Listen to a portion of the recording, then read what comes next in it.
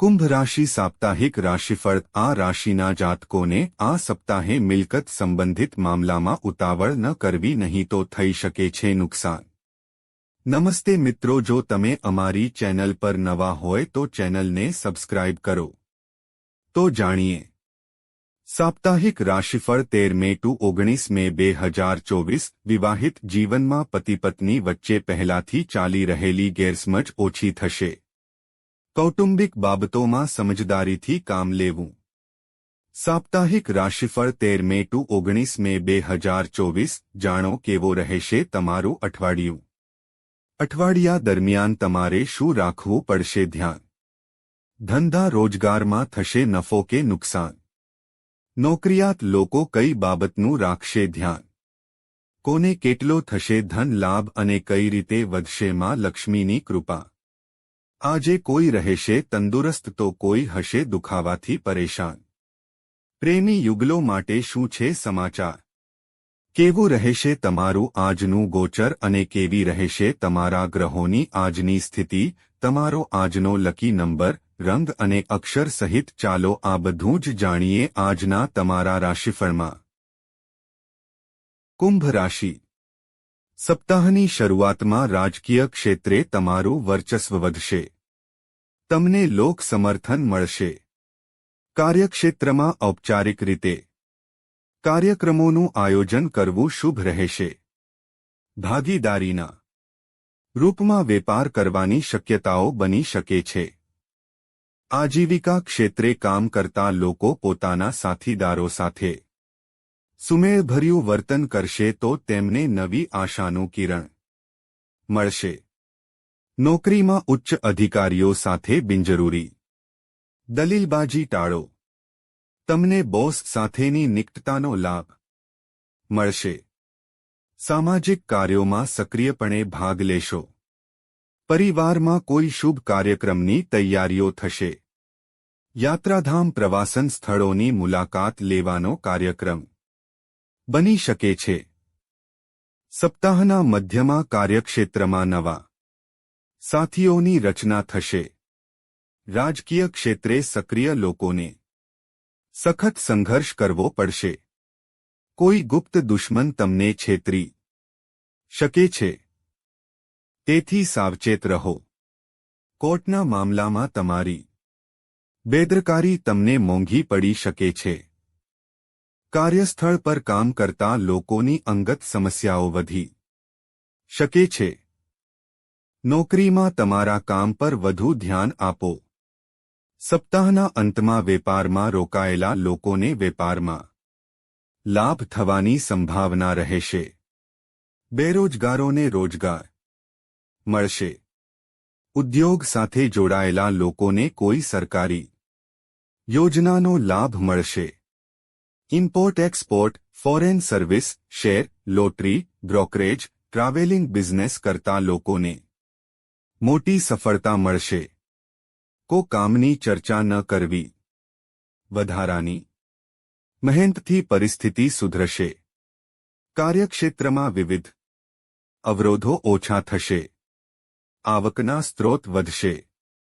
વ્યાપાર ક્ષેત્રમાં કામ કરતા લોકો નો નવા વેપાર તરફ રસ વધશે। રાજકારણમાં વિરોધીઓની હાર થશે। તમારું વર્ચસ્વ વધશે। નોકરીમાં ગૌણ કર્મચારીઓની ખુશીમાં વધારો થશે। વાહનનો આનંદ મળશે। રોજગારની શોધમાં તમારે અહીં ત્યાં ભટકવું પડી શકે છે। મહત્વપૂર્ણ સફળતા પ્રાપ્ત થશે। પશુઓની ખરીદી અને વેચાણથી અચાનક ધનલાભ થઈ શકે છે। તમારે તમારા બાળકની જીત સામે નમવું પડી શકે છે। નોકરીમાં તમારી નબળાઈને કોઈની સામે ન ઉજાગર કરો। વિદ્યાર્થીઓ વર્ગ પરીક્ષા સ્પર્ધામાં થોડી સફળતા પ્રાપ્ત કરશે। આર્થિક વ્યવસાયમાં નવા સહયોગીઓ સપ્તાહની શરૂઆતમાં લાભદાયી સાબિત થશે। રાજકીય ક્ષેત્રે લોકોને ધન અને સન્માન પ્રાપ્ત થશે। નવી મિલકતની ખરીદી અંગે યોજનાઓ બની શકે છે। વાહન વગેરે ખરીદવા માટે તમારા મનમાં તત્પરતા વધશે. આર્થિક મામલામાં કોઈ સારો નિર્ણય સકારાત્મક વિચારથી લેવો ફાયદાકારક રહેશે. પરિવારમાં કોઈ શુભ કર પર ઘણા પૈસા ખર્ચ થઈ શકે છે. સપ્તાહના મધ્યમાં પૈસાની લેવડદેવડમાં સાવધાની રાખો. રાજનૈતિક નાણાંનો વધુ વ્યય થઈ શકે છે. વેપારમાં આવક પર વિશેષ ધ્યાન આપો. જૂની પ્રોપર્ટી વેચીને નવી પ્રોપર્ટી ખરીદવાની યોજના બનાવવામાં આવશે. મિલકત સંબંધિત મામલામાં ઉતાવળ ન કરવી. વધુ સાવચેત રહો. વધુ પૈસા ખર્ચ થઈ શકે છે. તમારા સંજોગોને ધ્યાનમાં રાખીને મૂડી રોકાણ અંગે અંતિમ નિર્ણય લો. સપ્તાહના અંતમાં રાજકીય ક્ષેત્ર સાથે જોડાયેલા લોકોને ધન પ્રાપ્ત થશે. કોઈ જૂનું દેવું ચૂકવવામાં સફળ થશે. નોકરીમાં પ્રમોશન સાથે પગાર વધશે. નોકરિયાત વર્ગને રોજગાર મળશે, જેના કારણે તમારી આર્થિક તંગી દૂર થશે.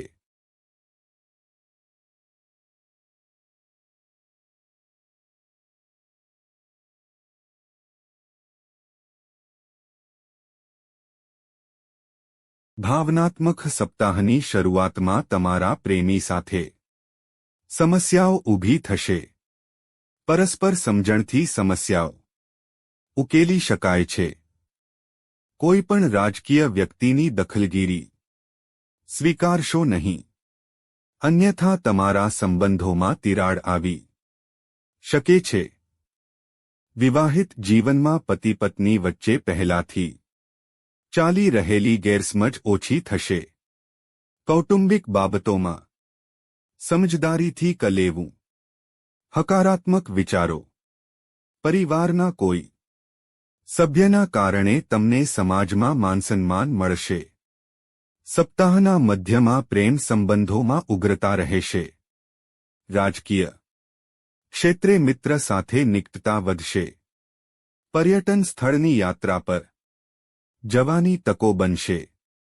વિવાહિત જીવનમાં ઘરેલું બાબતોને લઈને પતિ પત્ની વચ્ચે તણાવ રહેશે. તમે તમારી સમસ્યાઓ જાતે ઉકેલવાનો પ્રયાસ કરો તો સારું રહેશે. સંતાનોની જવાબદારીઓ પૂરી થશે. સપ્તાહના અંતમાં પ્રેમ સંબંધોમાં ઓછા અનુકૂળ સંજોગો રહેશે. એકબીજામાં પરસ્પર વિશ્વાસની ભાવના જાળવી રાખો. લવ મેરેજનું પ્લાનિંગ કરનારા લોકોને પરિવારના સભ્યો તરફથી સકારાત્મક સંદેશ મળી શકે છે. વિવાહિત જીવનમાં તમે તમારા જીવનસાથીના કઠોર વર્તનથી નાખુશ રહેશો. કોઈ પર્યટન સ્થળ પર ફરવા જવાની શક્યતા છે. તમારી લાગણીઓને સકારાત્મક દિશા આપો. સંતાનની ઈચ્છા રાખનારા લોકોને સંતાન સંબંધી સારા સમ મળશે. પરિવારમાં તમારી ભાવનાઓને મહત્વ આપવામાં આવશે, જે તમને ખૂબ જ ખુશ કરશે. સ્વાસ્થ્ય સપ્તાહની શરૂઆતમાં રાજકીય ક્ષેત્રમાં વધુ પડતી વ્યસ્તતાને કારણે સ્વાસ્થ્યમાં ઘટાડો થઈ શકે છે. શારીરિક અને માનસિક તકલીફ વધી શકે છે.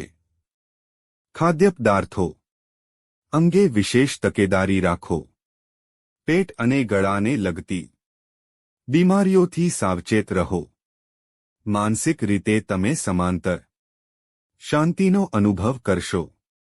સપ્તાહના મધ્યમાં શારીરિક સ્વાસ્થ્ય કરતાં માનસિક સ્વાસ્થ્ય પર વધુ ધ્યાન આપો. દારૂનું સેવન ન કરો, અન્યથા તમને રાજકીય ક્ષેત્રમાં નુકસાન થઈ શકે છે. હળવી કસરત કરતા રહો. સપ્તાહના અંતમાં સ્વાસ્થ્યની દૃષ્ટિએ આ સમય થોડો પરેશાન કરી શકે છે. ભૂતકાળમાં પ્રચલિત કોઈપણ ગંભીર રોગ મટી જશે. રાજકીય ક્ષેત્રમાં વ્યસ્ત રહેવાથી તમારા શરીર પર નકારાત્મક અસર પડી શકે છે. આ રોગ ગંભીર સ્વરૂપ લઈ શકે છે. માનસિક તણાવથી બચવા માટે પોતાને કામમાં વ્યસ્ત રાખો. ઉપાય: શમીના ઝાડ પાસે કડવા તેલનો 4 બાજુનો દીવો પ્રગટાવો. દશરથ દ્વારા લખાયેલ શનિ સ્તોત્રનો 3 વખત પાઠ કરો.